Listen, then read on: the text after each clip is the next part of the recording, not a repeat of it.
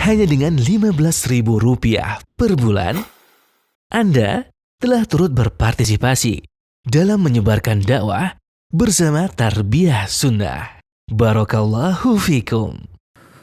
Assalamualaikum warahmatullahi wabarakatuh.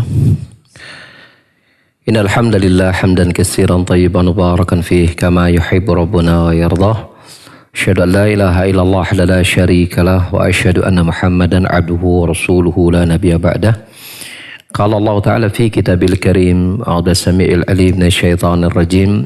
Ya ayyuhalladzina amanu taqullaha haqqa tuqatih wa la tamutunna illa wa antum muslimun.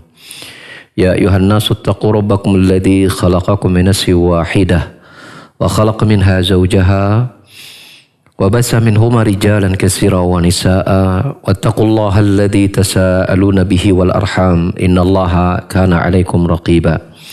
Ya ayyuhalladzina amanu taqullaha wa qulu qawlan sadida yuslih lakum a'malakum wa yaghfir lakum dhunubakum wa may yuti'illaha wa rasulahu faqad faza fawzan 'azima amma ba'd. فإن أصدق الحديث كتاب الله وخير الهدي هدي محمد صلى الله عليه وسلم وشر الأمور محدثاتها وكل محدثة بدعة وكل بدعة ضلالة وكل ضلالة في النار. Bapak-bapak dan ibu-ibu, ikhwan maupun akhwat, para pendengar dan pemirsa yang bergabung di Tarbiyah Sunnah Media, baik di 1476 AM-nya ataupun melalui saluran YouTube, Facebook, Instagram, dan Twitter Tarbiyah Sunnah Media. Pada kesempatan sore hari ini masih kita berbicara tentang dialog antara Allah Subhanahu wa taala ya bersama para malaikatnya. Ya, ini tentu diawali ketika Allah Subhanahu wa taala ya berkata di dalam para malaikatnya bahwa Allah Subhanahu wa taala akan menciptakan makhluk bernama manusia. Ya, makhluk bernama manusia. Yang kemudian itu malaikat kemudian bertanya ya tentang tujuan ke situ ya, berkaca dari kejadian-kejadian sebelumnya yang ada di muka bumi berupa kerusakan dan seterusnya. Nah, kemudian Allah Subhanahu wa taala menegaskan bahwasanya Allah lebih mengetahui perkara-perkara yang tentu ini tidak diketahui oleh para malaikatnya. Maka situasi berikutnya Allah berfirman di dalam surat Al-Baqarah ayat 31 hingga 32. وعلم آدم الأسماء كلها ثم عرضهم على الملائكة فقال أنبئوني بأسماء هؤلاء إن كنتم صادقين قالوا سبحانك لا علم لنا إلا ما علمتنا إنك أنت العليم الحكيم. Dan Allah mengajarkan kepada Adam ya nama-nama seluruhnya ya. Kemudian menyodorkan nama-nama itu di hadapan para malaikat tadi. Lalu Allah berkata, sampaikan kepadaku nama-nama mereka ini jika kalian ya benar. Qalu, para malaikat berkata, subhanak, maha suci engkau ya Allah. La ilma lana illa ma'alamtana. Kami tidak memiliki ilmu kecuali apa yang telah engkau ajarkan kepada kami. Innaka antal alimul hakim. Sesungguhnya engkau maha mengetahui dan al-hakim, maha bijaksana. Bila kita lihat ayat ini ya merupakan ayat pembuktian sebenarnya bahwasanya pada ayat sebelumnya ketika Allah Subhanahu wa taala menyatakan bahwa Allah mengetahui apa-apa yang tidak diketahui oleh para malaikat, maka ayat ini berbicara tentang pembuktian bahwasanya demikianlah keadaannya, bahwa para malaikat tidak mengetahui ya perkara-perkara ya termasuk tujuan Allah menciptakan manusia. Ya termasuk ketika Allah menciptakan manusia. Nah, mari kita lihat konteks yang ada pada ayat ini. Allah berfirman, ya, Allah Ta'ala berfirman, ya, dalam ayat ini Allah mengajarkan kepada Nabi Adam, ya, Abul Bashar, yaitu bapaknya manusia, al-asma. Asma ini jamak dari isim, yaitu nama-nama. Maksudnya seluruh nama-nama. Muncul pertanyaan, apakah seluruh nama yang ada dan tidak ada terlewat pun apapun yang bernama-nama itu diajar oleh Allah Subhanahu wa taala, ataukah nama-nama yang konteksnya yang ada pada saat itu? Ya, maka dalam hal ini para ulama berbeda pendapat. Dalam pengertian, ada pendapat pertama yang menyatakan seluruh nama-nama apapun yang ada yang disebut dengan nama diajarkan oleh Allah Subhanahu wa taala. Pendapat yang lain menyatakan nama-nama, ya, yang ada saja. Ya, nama-nama yang ada saja. Nah, ini pendapat yang lebih, kata Syekh Utsaimin, yang lebih kuat, ya. Ini pendapat yang lebih kuat. Nah, persoalannya adalah apakah ini nama-nama benda atau nama apa, begitu kan? Seperti itu kan menjadi pertanyaan kita. Nama-nama apa atau nama-nama siapa yang kemudian Allah ajarkan? Maka di sini ada isyarat, ya. Ada isyarat di mana Allah Subhanahu wa taala menyatakan, ya, aradahum alal malaika, menyodorkan nama-nama mereka itu kepada para malaikat. Di sini Syekh Utsaimin melihat bahwasanya di sana, ya, penggunaan nama-nama itu didomirkan dengan lafaz hum. Ya. Summa aradahum, Allah kemudian menyodorkan nama-nama hum itu berarti untuk yang berakal, berarti nama-nama mereka, bukan nama-nama benda, kepada para malaikat tersebut. Lalu kemudian Allah berkata, ya, sampaikan kepadaku nama-nama haulai, nama-nama mereka ini. Ya, nama-nama mereka ini. Ya, maka di sini Allah Subhanahu wa taala mengajarkan nama-nama yang itu memang dibutuhkan oleh Nabi Adam dan anak-anak keturunannya ketika itu. Cuman hanya saja kita tidak perlu mempertajam lebih jauh. Siapa saja nama-nama tadi? Nah, itu nggak usah. Ya. Yang jelas ini makhluk yang berakal. Kita tidak dikasih tahu Allah Subhanahu wa taala tentang, ya, tentang siapa saja. Yang jelas yaitu nama-nama yang Nabi Adam membutuhkannya, dan itu tentu tidak diketahui oleh para malaikat, sebagaimana para malaikat itu tidak mengetahui bahwasanya di antara anak-anak keturunan Nabi Adam itu yang nanti menempati bumi, tentunya nanti itu tidak semuanya melakukan kerusakan. Ya, di sana ada para nabi, para anbiya, ada orang soleh di situ. Yang ini tidak diketahui oleh para malaikat. Karena apa? Rekaman data yang diberikan ke para malaikat sebelum Nabi diciptakan itu, ya, para jin yang memang menempati bumi dan memang mereka melakukan kerusakan. Cuman itu dibantah Allah Subhanahu wa taala bahwa Allah menciptakan ini bukan dalam rangka mengulangi, gitu kan bahasanya gitu. Tidak, Allah memiliki hikmah yang lain dari penciptaan yang akan Allah lakukan pada penciptaan Nabi Adam. Maka Allah menyodorkan summa aradahum, ya, menyodorkan nama-nama tersebut. Lalu kemudian Allah berkata kepada para malaikat, sampaikan kepadaku nama-nama mereka.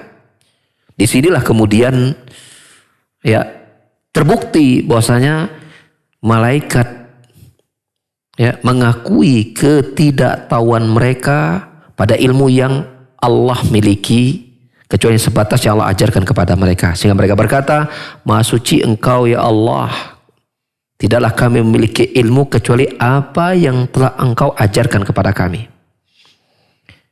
Maka kemudian Allah memberitakan kepada Nabi Adam, ya Adam, ambium bi asmaihim, ya, beritakan kepada para malaikat itu nama-nama tadi, nama-nama mereka tadi.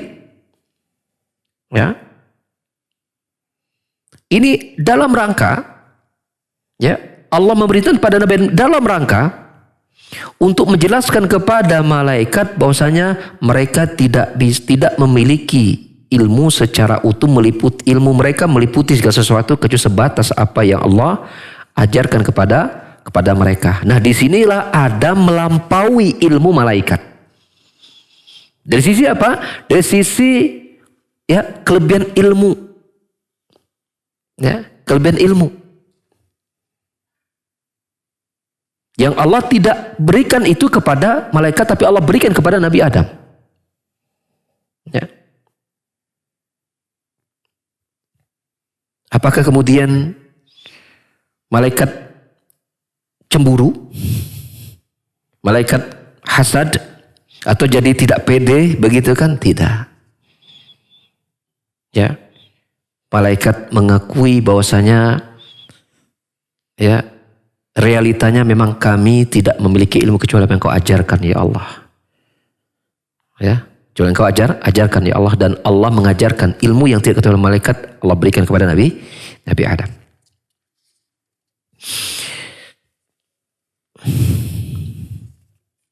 Apakah konteks ini ya Allah melakukan demikian dalam rangka untuk apa? Ya.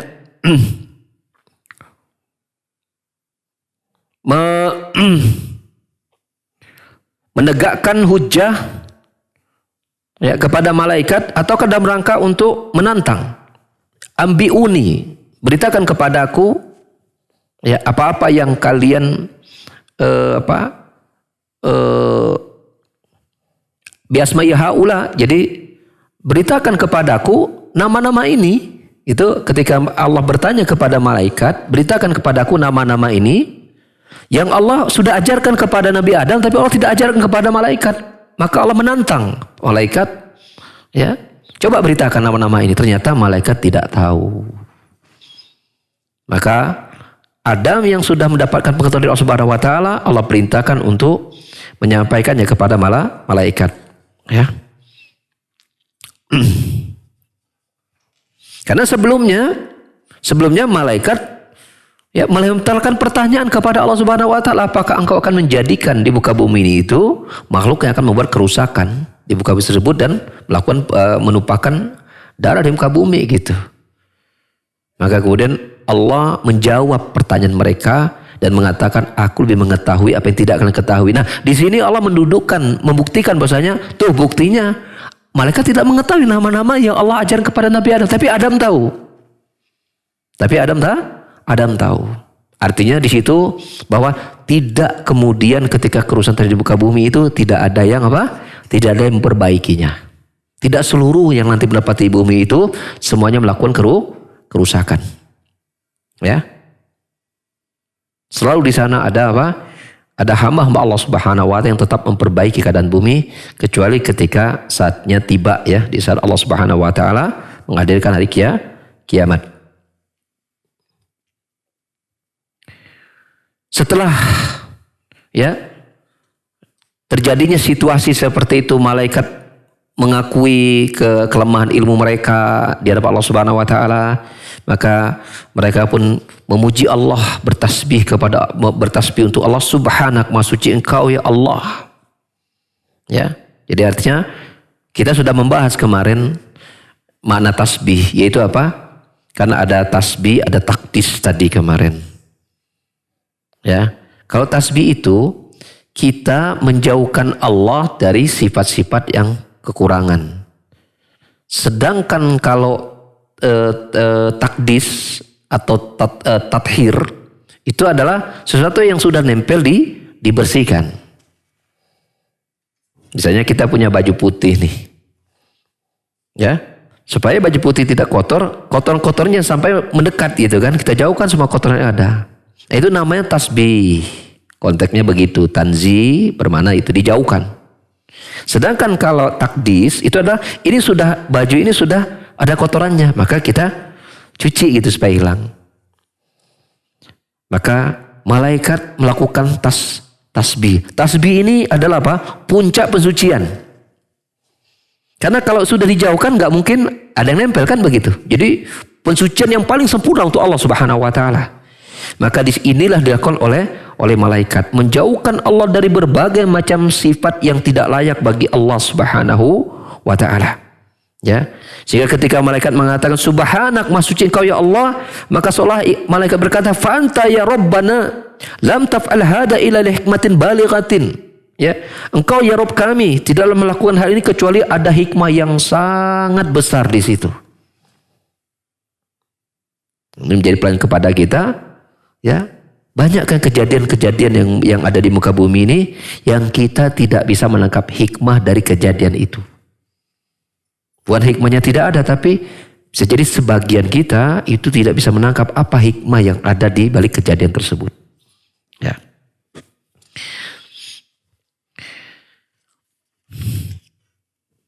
Kemudian, ya,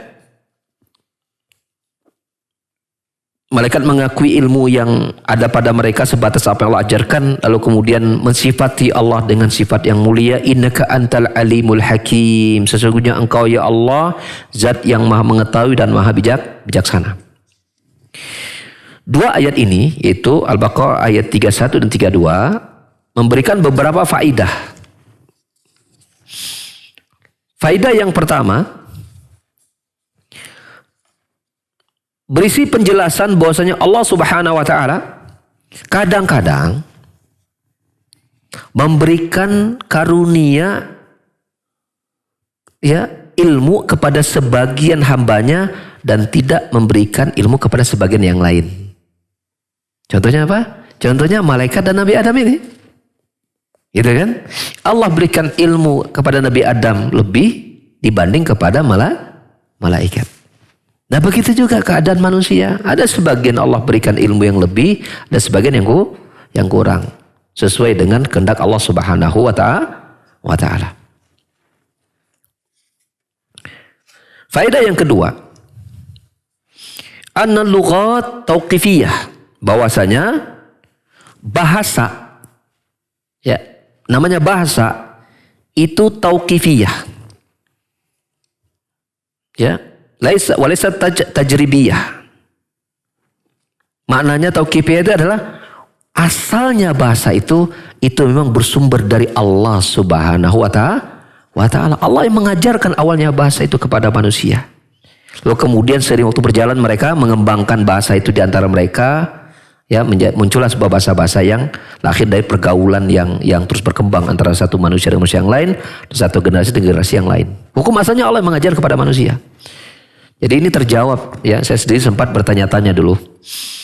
Kenapa, ya, di Pulau Jawa yang jaraknya sangat dekat, misalnya Jakarta sama Bandung, kenapa bahasanya kok beda banget? Betawi sama Sunda. Jawa Barat dengan Jawa Tengah jaraknya kan dekat. Bahasa Sunda dengan bahasa Jawa. Bali dengan Jawa dekat lagi. Kita teliti lagi misalnya di dalam bahasa Sunda. Bahasa Sunda Garut beda dengan bahasa Sunda Ciamis.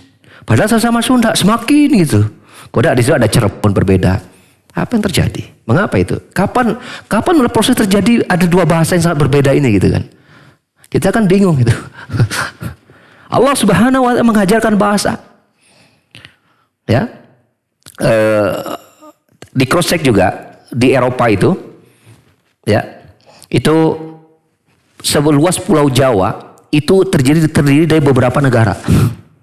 Ada Swiss, ada Italia, ya, ada Prancis. 3 bahasa dunia yang besar-besar itu kecil-kecil sebelah lokasi. Dengan peta kita masih jauh, peta-peta Eropa itu dengan negara kita. Tapi menjadi sebuah 3 bahasa dunia itu. Itu karena Allah Subhanahu wa ta'ala mengajarkan bahasa kepada manusia. Itu kan? Allah tanamkan, berikan ilham kepada mereka, lalu kemudian muncullah bahasa itu. Lalu kemudian dari sesuai kebutuhan mereka untuk hidup, lalu kemudian berkembang melalui interaksi. Muncullah bahasa baru. Ya kayak kita kan, kayak model di Indonesia kan ada bahasa-bahasa baru ya, kayak seperti mantan. Kan dulu kan nggak ada mantan. Yang ada kan tetap ya, bukan mantan gitu kan. Gitu. Kan itu kan bahasa baru mantan itu. Ya. Saya sempat ada seperti kata santai. Santai itu bukan bahasa luar negeri. Ya, muncul dari bahasa kita kemudian diadopsi menjadi bahasa negara. Banyak hal intinya bahasa. Tapi intinya saya Utsaimin menguatkan bahwasanya hukum asal bahasa itu dari Allah Subhanahu wa taala. Allah ajarkan kepada manusia. Ya, dan perkembangannya dari pergaulan yang mereka kembangkan dan juga dari perubahan generasi ke generasi, bahasa itu bertambah gitu kan seterusnya. Faedah yang ketiga, bahwasanya bolehnya kita menguji seseorang akan kepiawaiannya, itu boleh diuji. Karena kadang orang tuh mengklaim saya bisa gitu. Itu kita boleh menguji kebisaannya. Iddiaan atau klaim gitu kan. Saya mampu. Saya bisa. Nah, kita boleh berdasarkan ini menguji kebisaannya benar tidak gitu kan. Malaikat merasa bahwasanya dia memiliki sesuatu ilmu gitu kan. Maka Allah uji, coba beritakan kepadaku nama-nama yang Allah telah ajarkan kepada Nabi Adam. Buktinya nggak bisa. Nah, itu jadi faedah bahwasanya ya, kita boleh menguji seseorang untuk memastikan dia betul tidak sesuai dengan apa yang dia ucapkan, apa yang dia aku tentang dirinya gitu. Itu boleh diuji. Boleh diuji itu. Ya. Jadi jangan sampai kalau ada orang yang menguji dia, emang antum nggak percaya sama ana gitu. Ya, padahal boleh gitu kita. Bukan nggak percaya, tapi pengujian itu boleh diperlakukan gitu. Seperti itu. Terlepas dari apa? Dari kita nggak terlepas dari tuduhan, tapi pengujian itu diperbolehkan gitu kan, seperti itu. Yang keempat, boleh pula kemudian seseorang ya membuat sebuah tantangan ya dengan menggunakan ungkapan-ungkapan yang terkesan saklek gitu, terkesan gitu. Ya, terkesan tegas begitu. Itu boleh. Karena Allah Subhanahu berkata, "Anbi'uni bi asma'i haula in kuntum shadiqin." Itu. Beritakan kepadaku nama-nama jika kalian benar. Nah, ini kan ucapan yang tegas gitu. Ya, yang tegas gitu. Jadi langsung to the point gitu kan, untuk memberi ungkapan-ungkapan untuk menunjukkan tantangan. Jadi ketika berisi tantangan itu boleh diungkapkan dengan ungkapan yang sangat-sangat lugas, ungkapan yang sangat tegas gitu. Itu diambil dari ayat tadi. Yang kelima, para malaikat itu berbicara. Berarti kalau berbicara, malaikat punya alat bicara gitu kan, dan punya bahasa. Itu, tapi yang tahu Allah Subhanahu wa taala. Jadi, dan jangan tanya malaikat kalau ngomong sama Allah pakai bahasa apa ya. Maka kita mengatakan nggak ada kerjaan lu be. Suatu yang nggak perlu ditanyakan. Tapi kita harus imani bahwa malaikat berbicara. Ketika dialog ini terjadi, malaikat waktu nanya sama Allah pakai bahasa Arab atau pakai bahasa apa ya? Nggak usah. Kita nggak perlu kemudian menajam sesuatu yang kita tidak memerlukan penajaman. Tapi kita imani bahwasanya malaikat berbicara. Ya buktinya tadi gitu kan. Allah coba sampaikan apa yang nama-nama ini ya. Maka malaikat berkata bahwa kami nggak punya ilmu ya Allah. Berarti malaikat berbicara bahkan berdialog bersama Allah Subhanahu wa taala. Ini pun juga menjadi dalil dan sudah kita bahas bahwasanya Allah pun juga berbicara dengan huruf dan suara yang dipahami. Sebagaimana bahwa Al-Quran itu adalah ucapan Allah Subhanahu wa taala, dia adalah ucapan yang ucapan yang berupa susunan suara dan berupa susunan huruf. Bukan kemudian Al-Quran itu adalah sebuah kata-kata Allah yang kemudian Allah ciptakan di suatu tempat, kemudian direkam dengan baik oleh malaikat Jibril sampai kepada Nabi kita Muhammad SAW. Tidak seperti itu dalam keimanan Ahlussunnah wal Jamaah. Meyakini betul-betul Allah yang berbicara langsung kepada malaikat Jibril dan didengar oleh malaikat Jibril. Sebagaimana ini pun juga terjadi pada konteks penciptaan Nabi Adam ini. Terjadi pembicaraan antara Allah dengan malaikat yang didengar langsung oleh malaikat. Ya, dan difahami oleh malaikat. Menunjukkan dia berupa suara dan susunan huruf yang dipanggil oleh para malaikat. Demikian juga kita lihat Allah pernah memanggil Nabi Musa. Ketika Nabi Musa berada di Muqaddas Setua gitu kan, di Gunung Sinai, ya Gunung Tursina. Allah berkata kepada Nabi Musa, dan tidak mungkin terjadi dialog kalau Nabi Musa tidak mengetahui ya bahasa tersebut. Ya, dan tidak mungkin Nabi Musa sebagai manusia mengetahui dengan ilmu yang di luar kemauan dia sebagai manusia saat itu. Tentulah dia berupa suara yang bisa didengar dan berupa susunan kata yang bisa dipahami. Nah, ini akidah Ahlussunnah wal Jamaah, bahwa ucapan Allah, bahwa Allah itu berbicara. Ya, Allah itu berkata-kata sesuai dengan apa yang Allah kehendaki, dengan keadaan situasi yang Allah kehendaki pula. Ya, yang keenam berikutnya adalah pengakuan para malaikat alaihi wassalatu wassalam bahwasanya mereka tidak memiliki ilmu kecuali apa yang Allah azza wa jalla ajarkan kepada mereka. Apa faedahnya buat kita? Kata Syekh Utsaimin, wa yatafarra'u ala dzalika anu yanbaghi lil insani ay ya'rifa qadra nafsihi fala yadda'i ilma ma la ya'lamu. Ya. Maka pernyataan malaikat itu memberikan cabang permasalahan bagi kita, bahwasanya apa? Hendaklah setiap kita sebagai manusia ini mengetahui kadar diri kita. Tahu diri begitu. Ya. Jangan sampai dia mengklaim sesuatu, mengaku-ngaku sesuatu punya ilmu pada sesuatu yang dia hakikatnya tidak tahu. Kalau bahasa kita namanya apa? Sotoi. Sotoyu gitu kan? Kan sotoy, berarti sotoyu gitu. Ya nyawanan begitu. Nah, itu enggak benar. Ya, belajarlah dari adab para malaikat. Kalau enggak tahu bilang enggak tahu. Ya. Dan mengatakan tidak tahu itu bukan kehinaan. Bukan kehinaan. Itu kemuliaan. Seseorang semakin dipercaya ketika dia tahu kapan dia harus berhenti. Percayaan makin meningkat. Bagaimana Pak tentang masalah ini? Mungkin seseorang dianggap dia paham suatu masalah.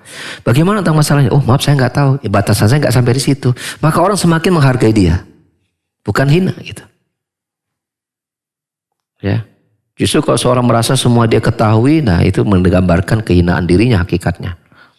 Ya. Tapi ketika dia berhenti pada wilayah yang dia tidak ketahui, maka ini hakikatnya kemuliaan. Ya. Faedah berikutnya adalah syiddatu ta'dhimil malaika lillahi azza wajal. Ya, begitu tingginya pengagungan para malaikat kepada Allah azza wajal di saat mereka mengetahui akan kesempurnaan Allah Subhanahu wa taala, ya. Dan bagaimana mereka mensucikan Allah Subhanahu wa taala dari kekurangan, di antaranya apa? Dari kebodohan. Mereka sucikan Allah dari sifat bodoh. Ya, dengan perkataan mereka subhanak, maha suci engkau ya Allah. Artinya engkau ya Allah tidak pantas dilekatkan kepadamu sebuah kebodohan. Justru sebaliknya engkau adalah pemilik ilmu yang sangat sempurna. Maka untuk Allah mereka jauhkan sifat aib dan celah, di antaranya adalah sifat bodoh bagi Allah Subhanahu wa taala, dan sebaliknya untuk diri mereka, mereka akui mereka tidak memiliki ilmu. Ini adab sebenarnya. Kita dengan diri kita mengatakan tidak tahu. Untuk Allah kita kata Allah Maha tahu. Maka ini menjadi pelajaran berharga buat kita. Apa yang Allah takdirkan kepada kita itu berdasarkan ilmu dari Allah Subhanahu wa taala. Maka jangan sampai kita menilai ilmunya Allah dengan ilmu kita.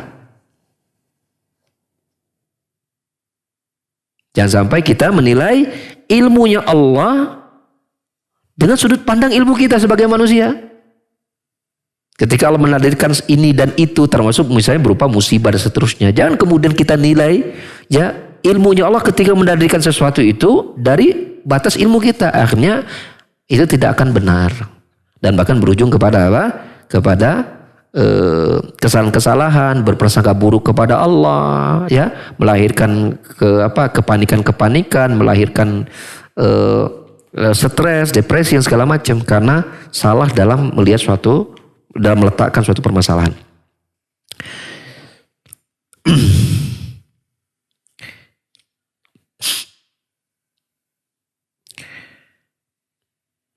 Yang kedelapan, Yaitu ditetapkannya dua nama Al-Alim dan Al-Hakim bagi Allah Subhanahu wa taala. Ya, arti Al-Alim adalah Allah pemilik ilmu yang sangat luas, yang ilmunya meliputi segala sesuatu secara tafsil. Baik ilmu terhadap apa yang sudah ada atau ilmu tentang keadaan yang akan ada. Yang itu erat korelasi dan hubungannya dengan perbuatan Allah sendiri atau perbuatan hamba-hambanya. Jadi Allah mengetahui situasi yang ada pada hambanya, baik yang sudah terjadi maupun yang akan terjadi. Sebagaimana Allah mengetahui perbuatan dirinya dalam menakdirkan, mencipta, dalam menetapkan sesuatu dan memberikan rezeki dan mengatur segala urusan hambanya. Allah mengetahui semua perbuatan dirinya dan tidak ada satupun perbuatan Allah yang Allah lupa.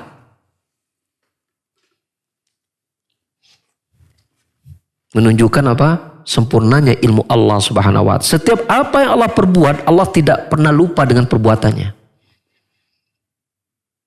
Apa yang telah perbuat, Allah tidak pernah lupa dengan perbuatannya. Apa yang Allah akan perbuat, Allah tidak pernah lupa dengan rencana yang akan dia perbuat. Apa yang terjadi, Allah tidak terlewatkan situasi yang akan terjadi dan tidak akan keluar dari apa yang sudah Allah rencanakan. Inilah Allah Subhanahu wa taala. Ini mana Al-Alim. Ya, inilah mana Al-Alim.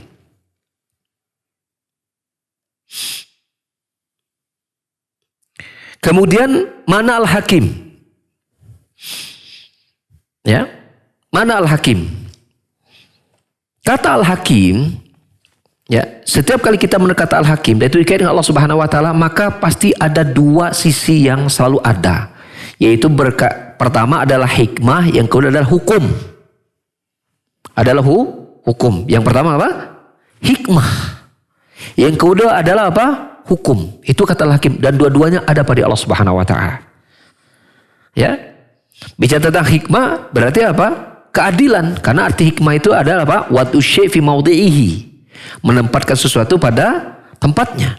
Maka Allah pemilik hikmah yang sangat apa? Yang sangat sempurna. Ya. Pemilik hikmah yang sangat sempurna. Dan itu ada pada ketika Allah menetapkan syariatnya, itu penuh dengan hikmah. Artinya apa? Ketika Allah menetapkan syariatnya, semua sesuai dengan takarannya. Maka di sisi ini berarti al-hikmah dekat kepada apa? Ilmu. Dekat kepada ilmu. Di situ dikaitkan al-alim dengan al-hakim.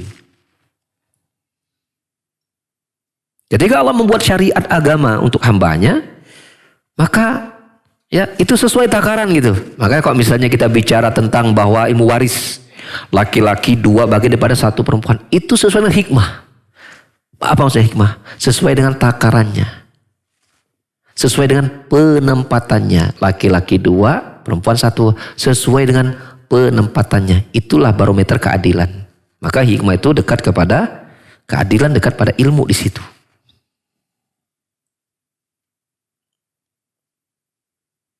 Semua lini dari setiap undang-undang hukum yang Allah terapkan yang Allah turunkan kepada manusia melalui para rasul, itu semuanya mengandung hikmah dan tidak ada satupun yang terluput dari hikmahnya Allah Subhanahu wa taala. Semuanya sesuai takaran. Nah, ketika ini dikacau oleh manusia, lihatlah apa yang terjadi. Manusia binasa, kehancuran mereka berada pada hampir semua multidimensi dan mereka menjadi orang kebingungan menyelesaikan masalah mereka dan gak ketemu. Dibuat ini dari pikiran mereka, solusinya kayak gini, ternyata diujikan melahirkan masalah yang lain.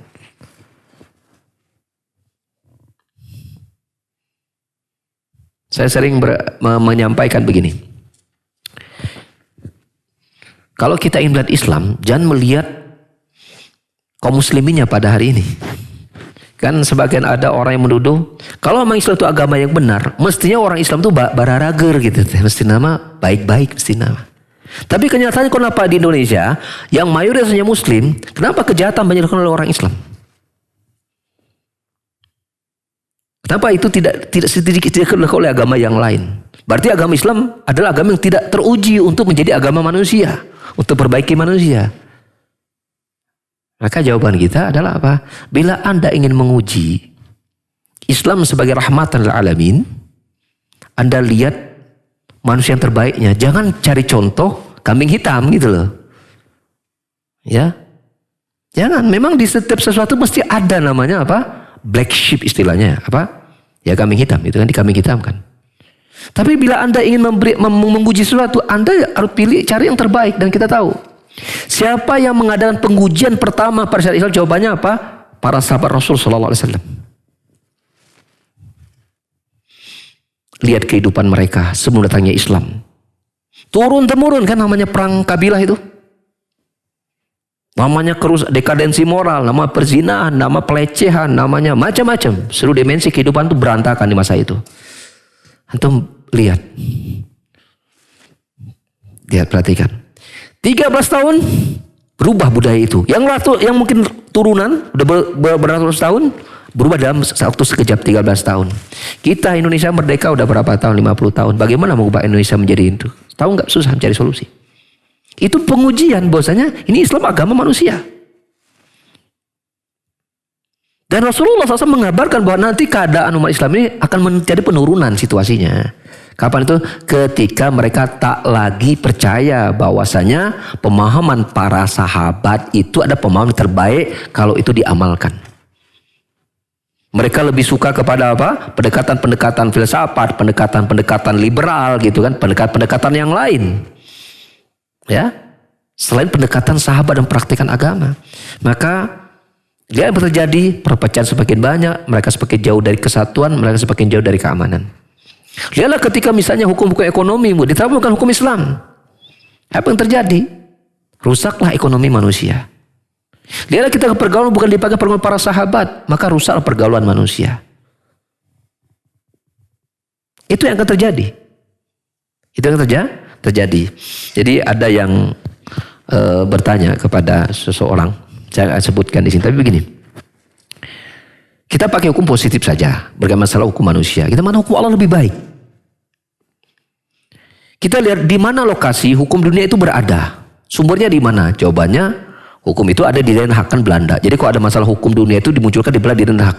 Kita menyatakan kejahatan di Den Haag di Belanda juga tinggi. Uang di kandang asalnya saja itu bermasalah. Lihatlah Rasulullah para sahabat di tempat asalnya itu melahirkan perubahan besar pada budaya dunia. Seperti itu. Ya, maka Allah Subhanahu wa taala Al-Hakim ketika menetapkan hukum syariatnya itu dengan hikmah sesuai dengan takarannya. Tapi ketika manusia menjauh dari hikmahnya Allah menerapkan hukum syariatnya, maka yang terjadi adalah kerusakan. Jadi kerusakan. Ya, tapi sebagaimana perkataan para malaikat nanti akan engkau ciptakan makhluk yang akan berbuat kerusakan di muka bumi, terjadi atau tidak? Terjadi. Tetapi Allah menciptakan makhluk, manusia, Nabi Adam, Allah juga ciptakan bersama dengan itu. Allah munculkan bersama itu apa? Manusia-manusia juga apa? Mengadakan perbaikan dan mengingatkan manusia dari kejahatan dan keburukan tersebut. Siapa itu? Para nabi, para siddiqin, syuhada, salihin.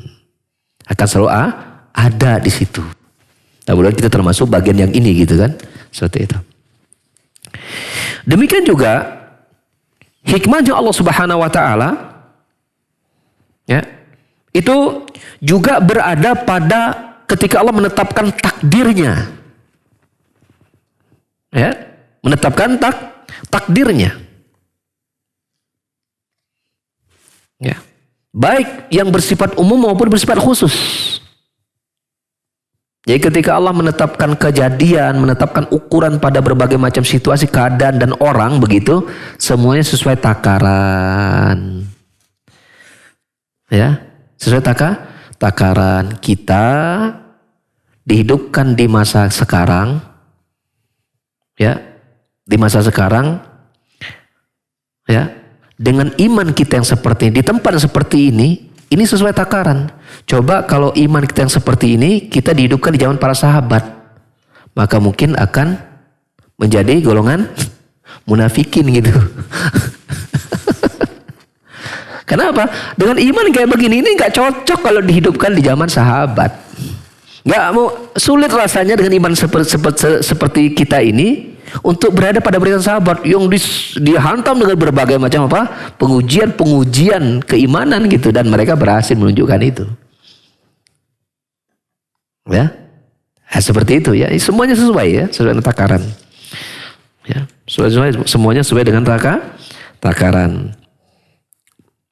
Oleh karenanya, ya, ketika kita mengetahui Allah memiliki nama Al-Hakim sebagai pemilik hikmah dan juga pemilik hukum, ya, pemilik hukum, maka itu pasti sesuai dengan ilmunya Allah dan sesuai dengan kadar yang terbaik yang Allah terapkan buat manusia. Semuanya kembali kepada apa? Gimana kita mensikapinya. Ya. Kembali kepada kita semua mensikapinya. Bapak-bapak dan ibu sekalian, ikhwan wa akhwat sekalian, ya rahimanallah wa iyyakum.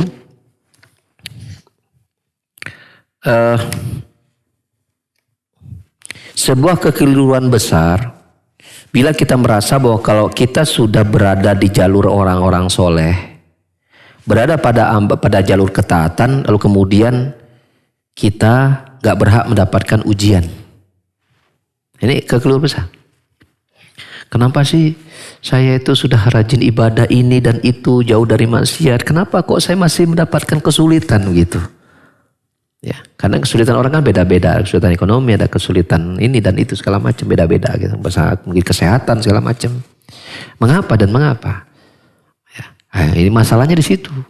Seseorang menilai ilmunya Allah, hikmahnya Allah dengan takaran ilmunya di dirinya sendiri. Masalahnya di situ, maka nggak akan nyambung. Tapi kalau dia kembalikan semuanya kepada Allah Subhanahu wa Ta'ala yang Maha berilmu, maka insya Allah seiring waktu berjalan Allah akan berikan ilmu tentang bagaimana dia bisa memahami tentang ya apa yang Allah takdirkan kepada dirinya. Ya, sehingga dalam dia menghadapinya dan berusaha untuk menyelesaikan masalahnya sesuai dengan apa? Dengan jalur-jalur yang Allah ridhoi gitu, sehingga dia tidak panik sampai akhirnya berbuat maksiat, sampai akhirnya dia melakukan perbuatan haram untuk menyelesaikan masalah dia gitu kan. Kalau Allah telah berikan dia hikmah, ya ilmu yang benar menakar suatu masalah dari takdir yang Allah takdirkan kepada dirinya. Ya, kurang lebih mungkin itu yang bisa kita kaji pada sore hari ini. Ya, kita sudah sampai pada soal Baqarah ayat 32 ya. Nah, insya Allah mungkin kita akan lanjutkan lagi pada waktu yang akan datang pada ayat berikutnya. Atas pemaparan materi yang disampaikan, dan kepada para pendengar dan pemirsa dimanapun antum berada, bagi antum yang akan bertanya langsung kepada Ustadz, silakan kami membuka line pertanyaan di nomor 02286862637 atau bisa melalui pesan singkat ke nomor 081122711476. Sekali lagi di line telepon 02286862637 atau melalui pesan singkat ke nomor 081122711476. Baik, pertanyaan pertama Ustadz dari tidak menyebutkan namanya, beliau bertanya, Ustadz, apakah saat ini masih ada orang soleh yang langsung diajarkan Islam oleh Allah? Misalkan yang biasa disebut ilmu laduni, Ustadz. Silahkan. Berarti Nabi ya? Karena gini, artinya siapa yang kemudian diajarkan langsung Allah Subhanahu, berarti dia mendapatkan naba namanya. Berita dari Allah Subhanahu. Orang penerima namanya Nabi. Gitu. Sementara Rasulullah mengatakan bahwasanya beliau adalah apa? Allah juga mengatakan beliau adalah khatamul anbiya. Penutup para nabi. Allah menyatakan bahwasanya wa makana Muhammadun aba hadim rijal walakin Rasulullah khataman nabiyyin, kata Allah Subhanahu wa taala. Bukanlah Muhammad itu adalah bapak dari salah saudari kalian, tetapi dia adalah apa? Rasul Allah dan penutup para nabi. Maka nabi itu sudah Allah tutup, apalagi Rasul. Kan ada orang juga pakai ayat itu syubhatnya, yang ditutupkan nabi, Ustaz, bukan Rasul. Kita mengatakan kenabian itu syarat kerasulan. Siapa mendapatkan berita dari Allah berupa wahyu, dia sudah jadi nabi. Terlepas pada para ulama, dia itu menyampaikan atau tidak. Nah, nabinya saja Allah tutup, apalagi Rasul. Maka enggak mungkin ada orang yang kemudian Allah pilih ya pada ilmu khusus untuk Allah berikan kepada dirinya. Itu enggak mungkin apa? Menyalahi firman Allah Subhanahu wa taala sendiri. Siapa yang lebih tahu tentang Allah Subhanahu wa taala? Jawabannya Allah Subhanahu wa taala. Dan Allah mengabar tentang dirinya bahwasanya dia telah menutup para nabi. Dia telah menutup wahyu untuk manusia setelah Nabi Muhammad wafat selesai. Nah, itu jawabannya. Jadi apapun pernyataan yang muncul pada manusia pada hari ini, termasuk di kaum muslim sendiri, maka tolak ukur kita kembali kepada ayat dan hadis. Karena itu yang Allah perintahkan kepada kita surah An-Nisa 59, ya ayyuhalladzina amanu atti'ullaha wa atti'ur rasul walil amri minkum fa in tanazatu fi syai' fad'u ila Allah rasulih. Wahai orang beriman, taatilah Allah, taatilah Rasul dan para pemimpin kalian. Bila kalian berselisih pada satu perkara apapun itu, tentu berkaitan dengan syariat Allah Subhanahu wa taala, kembalikanlah dia kepada Allah dan Rasul. Maka ketika ada suatu statement tadi, misalnya contohnya tadi, ada nggak hari ini orang yang kemudian diajarkan oleh Rasulullah Subhanahu wa taala? Jawaban kita tidak ada. Terserah mau kasih judulnya apa gitu. Seperti itu. Tapi jawab tidak ada, tidak ada. Dari mana kita tidak ada? Dari perkataan Allah sendiri. Bagaimana seseorang mengklaim dia punya hubungan khusus dengan Allah Subhanahu wa taala sementara Allah Subhanahu wa taala menyatakan apa? Dia tidak lagi memiliki hubungan khusus berupa pemberian wahyu kepada seseorang. Itu firman Allah Subhanahu wa taala Al-Qur'anul Karim. Siapa yang lebih kita percaya? Ucapan Allah atau ucapan dia? Yang mengaku-ngaku punya hubungan khusus dengan Allah Subhanahu wa taala, bahwa Allah memberikan wahyu kepada dirinya, Allah memberikan langsung ilmu khusus kepada dirinya. Maka kita mengatakan kita lebih percaya ucapan Allah Subhanahu wa taala daripada klaim orang tadi. Nah, itu jawabannya. Ya, jawabannya tidak ada. Karena Allah menyatakan tidak ada. Syukran Ustaz atas jawabannya, dan beralih ke penanya kedua melalui pesan singkat dari Ana Abu Abdullah di Cimahi. Assalamualaikum warahmatullahi wabarakatuh. Ustaz, apakah pantas kita hanya memilih syariat yang sesuai dengan zaman sekarang saja, Ustaz? Silakan disesuaikan. Oh iya. Ya baik. Mungkin kita coba lemparkan pertanyaan kembali ya kepada orang itu. Islam itu udah sempurna atau belum? Kalau dia menjawab belum sempurna, maka dia wajib mendatangkan dalil. Karena pernyataan itu dia mengandung konsekuensi. Sementara Allah Subhanahu wa taala tegas menyatakan agama ini sudah sempurna. Al-Maidah 3, Al-Yauma akmaltu lakum dinakum. Hari ini telah kusempurnakan untuk kalian agama kalian. Berarti tatkala Rasulullah wafat, maka agama itu sudah selesai. Karena dia sempurna berarti apa? Dia bisa menjawab seluruh situasi keadaan manusia sampai hari kiamat tiba. Kalau seandainya pada hari ini syariat Islam tidak bisa menjawab ya apa menjadi kebutuhan manusia ya sebagai panduan hidup mereka pada hari ini, berarti apa? Wajib bagi Allah Subhanahu wa taala mengutus Rasul kembali. Itu konsekuensinya kan begitu. Tapi karena Allah Subhanahu wa taala menyatakan sempurna dan Rasul sudah tidak Allah utus, sudah Allah tutup, berarti apa? Syariat Islam itu menjawab semua permasalahan apa? Permasalahan setiap manusia di setiap tempat, setiap masa dan setiap waktu. Tinggal dia mau nggak makainya. Kalau menjalankan agama ini dihadapkan dengan hawa nafsu, ya berat. Akhirnya orang apa? Mencocok-cocokkan yang sesuai keinginan dia. Yang ini menurut saya cocok, saya akan terapkan. Ini nggak cocok menurut saya, nggak kasih. Itu kan agamanya pakai hawa nafsu. Tapi kalau agamanya berdasarkan wahyu, maka dia mengatakan samina wa ata'na. Dia berusaha untuk menjalankan sesempurna mungkin dari syariat Islam yang datang dari Rasulullah SAW kepada para sahabat dan kepada manusia hingga hari ini. Nah, itu yang akan dia terapkan. Maka begitu diterapkan, pasti ya dia akan mendapatkan bahwa Islam menjawab segalanya. Setiap kali Islam diterapkan secara sempurna dengan pemahaman Islam yang sempurna, maka pasti Islam bisa menjawab semua pertanyaan manusia pada hari ini yang mereka butuhkan sebagai sebuah panduan hidup. Pasti itu.